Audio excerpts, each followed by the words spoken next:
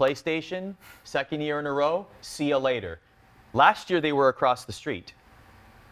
This year, who knows? What we do know is they will not be on the floor at E3, much like 2019. Now, a lot of people already are saying, wow, this is a huge turn, okay? This is a signal that E3 is on the decline. Ever since they opened it up to the general public and it wasn't a media-only, industry-only event, that signaled the downfall of E3. Look at this. Sony is just the beginning. We're not going to see other major AAA developers even be a part anymore. This is going to become a farce. RIP E3. Do you agree? I'm not that extreme, and I do think that's a little bit of media entitlement here. Like, right? Like, I hate when people are like, oh, it's just because it's not just for us, it means it sucks. That's not true. I think that generally this is bad for E3 because E3 is supposed to be the expo of premieres, right? We did a co-stream of the Game Awards. Look how many premieres were there that weren't at E3, right? Look how many things that they showed off at Game Awards that they didn't show off at E3. I think that other people are starting to realize, PlayStation among them, that you can garner as much hype elsewhere as you can at E3.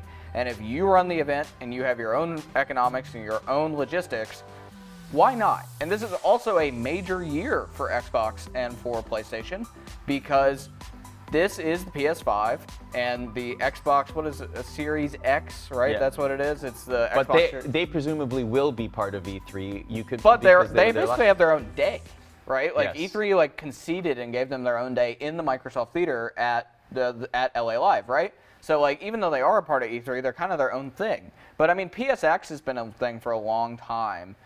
Previously, like the Capcom Cup used to be at PSX, PlayStation Experience had its own thing, and I think that there's so much stake on the line.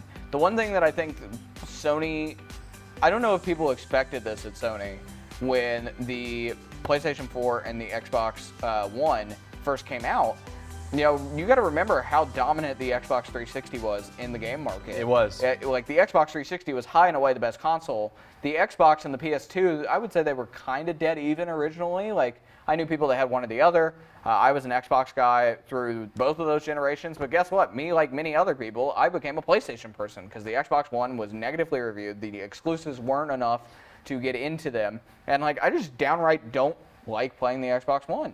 And I gave away I still have my 360, but like I gave away my Xbox pride to become a PlayStation 4 person, and I did it because like PlayStation nailed it, and Xbox just flubbed so much, and so here we sit, another opportunity to do that. Xbox is changing their tone.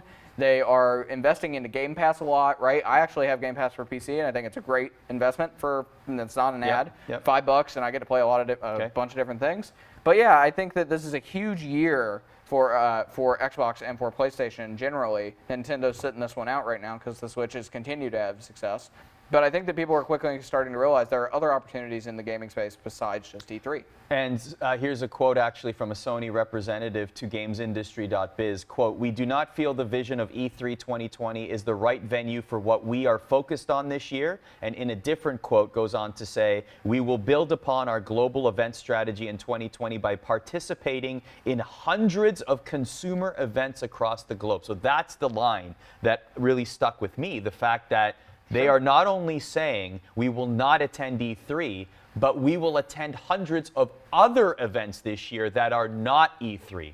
So let's generalize the point before we move off this topic. And by the way, we were there last year. Nintendo had a great presence there showing off Luigi's Mansion 3. Nintendo America President Doug Bowser was there greeting people, talking with people. Yeah. It was very well done. Link's Awakening as well was Pokemon showcased Sword there. and Shield. Yes. Yeah, so they had it was a lot a of very good good demos. presence by Nintendo there. Here's the thing. When you hear this, and really what surprises me most about that is Nintendo Direct often makes it's clearly the primary source of announcements for Nintendo throughout the year, They just and it's announced online. Pokemon Mystery Dungeon and Exactly. And, So- Animal Crossing, they've given updates, right? Back to my point. I think these developers are finding ways to do it themselves. So my point here is, what does this mean overall for E3 in particular? Like, is the parabola beyond its access point here? I mean, people are going to go to E3 forever, no matter how many competitors show up, just because by nature everyone goes to E3. It's kind of like it's kind of like a weird loop of like you assume E3 is going to be great, so you go to E3, you meet all the other people that you want to network with, and therefore you come back to E3 the next year. And it's just a loop that keeps going. So no matter what happens, I think that there will be a lot of industry people that still go to E3, similar to how they have for all those years, right? The public, though, if E3 wants to be a giant consumer event, I don't know if this is the one, right? Like Gamescom and others across the globe are kind of becoming more important to developers and what they reveal at these things. And I also just think generally developers are figuring it out themselves, what they can do. I would not be surprised if we got another PlayStation experience this year for the PS5, the launch of the PS5. That makes total sense to me. But yeah, I mean, I think that like E3's got to find a value add that it doesn't currently have for the public. I think that their business model has changed since they opened to the public. I don't think it's necessarily gotten worse, but I do think that what their presentation is has to change. The reason we enjoyed Nintendo so much is because we didn't have to wait in line. They had the little press area that we went up to, and Doug Bowser came around and said hello to us and shook our hand. I got to play the Pokemon game and the Luigi's Mansion game, all really great. But you know, played Link's Awakening. But like E3 is a line, like it's a line simulator almost for the fans, right? You got to figure out a way to fix that.